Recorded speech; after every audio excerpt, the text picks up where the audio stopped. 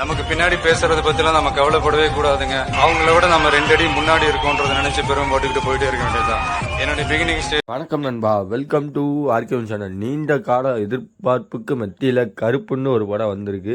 நம்ம ஆர்ஜே பாலாஜி இயக்கத்தில் வெளிவந்த படம் தான். சாய் அத்ரியாவுடைய விஷயில் வெளிவந்திருக்கு. இந்த படத்தில் நம்ம சூர்யா ஒரு டபுள் ரோல்னு சொல்லலாம். டபுள் ரோலில் டபுள் கேரக்டரை மிஜ்ஜு பண்ணி காட்டுறாங்க.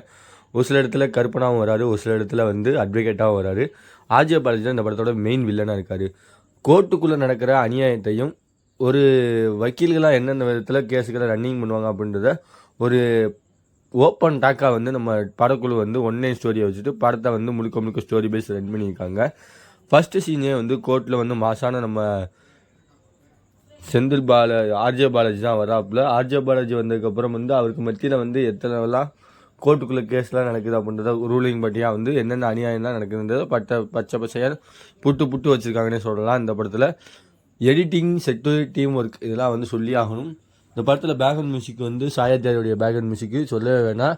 ஜென்சி கிட்ஸுக்கு ஏற்ற மாதிரி இந்த படத்தில் இருக்குது. ஏகப்பட்ட காட்சிகள் பேக்ரவுண்ட் மியூசிக்கில் சொல்லி ஆகலாம். இந்த கருப்பு காடு மூடு சாங்கு வேறு லெவலு. அப்புறம் நாங்கள் 4 பேர் எங்களுக்கு பயம் கிடையாது.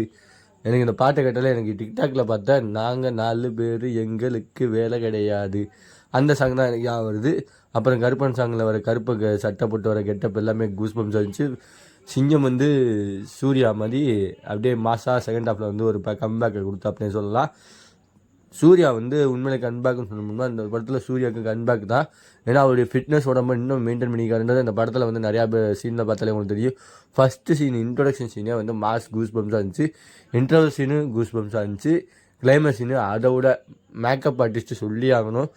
ஒரு ஆக்டரை காட்டணும் ஒரு சாமி வேடத்துக்கு எந்த அளவுக்கு ஒர்க் அவுட் பண்ணுவாங்க. தசவதார படத்தில் கமலஹாசனுக்கு 10 வேடத்துக்கு போடும்போது எவ்வளோ ஒர்க் அவுட் பண்ணாங்களோ, ஒரு மேக்கப் செட்டு போடுறதுக்கு 2 மணி நேரம் 3 மணி நேரம் செட் பண்ணாங்களோ அதே அளவுக்கு சூர்யாவுக்கு கிளைமேக்ஸில் அந்தளவுக்கு சூப்பராகவே ஒர்க் அவுட் பண்ணியிருக்காங்க. படத்தில் அந்த கிளைமேக்ஸ் வந்த காட்சிகள் பக்காவாக இருக்குது. இடையில நம்ம நண்பர் விஜயோட ரெஃபரன்ஸ் சீன் 2-3 பேர் வச்சுருக்காங்க. அது நம்ம ஆர்ஜே பாலாஜி வழக்கம் போல் நம்ம தமிழ் சினிமாவில் அடுத்த பெரிய ஹீரோ, அதாவது உச்சத்தில் தொடப்பட்ட ஹீரோ காட்சிகளை வச்சுருந்தா தான் நம்மளுக்கு கூஸ் பம்ஸாக ஜென்ரல் ஆடியன்ஸும் அந்த ரசிகர்களையும் வட்டாரத்தையும் நம்ம இயக்கலாம் அப்படின்றதுக்காக அவருடைய 2-3 சீன்ஸை வச்சுருக்காங்கன்னே சொல்லலாம்.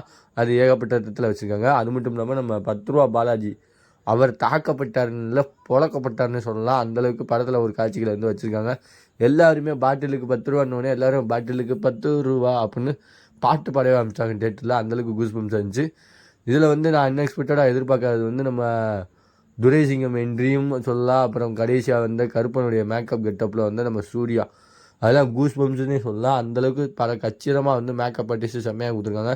இதில் முழுக்க சூர்யாவுடைய கெட்டப் ரோல் தான் மெயின் லீடிங்காக இருந்துச்சு. நம்ம நட்டி அவர் தான் ஜட்ஜாக ஃபஸ்ட் ஹாஃபில் ஃபுல்லாக மிரட்டியிருப்பார். ஃபஸ்ட் ஹாஃபுக்கு அப்புறம் கொஞ்சம் செகண்ட் ஹாஃபில் அப்பப்போ வருவார். ஆர்ஜே பாலாஜி அவரை போட்டு தள்ளிடுவார். இந்த மாதிரி கதைக்கலைகள் நடந்துக்கிட்டே இருக்குது. ஃபஸ்ட் ஹாஃப் கொஞ்சம் போன விதமே தெரியல. செகண்ட் ஹாஃப் கொஞ்சம் என்டர்டெயின்மெண்ட்டுக்கு பஞ்சமே இல்லாத மாதிரி கொஞ்சம் ஃபன்னு கலந்த மாதிரி போட்டுக்குன்னே சொல்லலாம். ஆர்ஜே பாலாஜி டேரக்டர் கட்டிலும் வில்லன் கட்டப்பில் மிரட்டியிருக்காருன்னு சொல்லலாம். அதாவது தமிழ் சினிமாவில் முக்கியமான நட்சத்திரங்கள் இப்போ இல்லாத போதில் இப்போ வளர்ந்து வரும் நட்சத்திரங்கள் கொண்டாடிக்கிட்டு இருக்காங்க. ஜென்ரல் ஆடியன்ஸு தமிழ் ஆடியன்ஸும் சரி. ஓவராலாக இந்த படத்துக்கு ஆர்கேவன் சேனல் ரேட்டிங் பார்த்தீங்கன்னா 5க்கு 3 தருவேன். இந்த ஃபேமிலி என்டர்டெயின்மெண்ட் மூவி கருப்பு, சூர்யா இஸ் பேக்.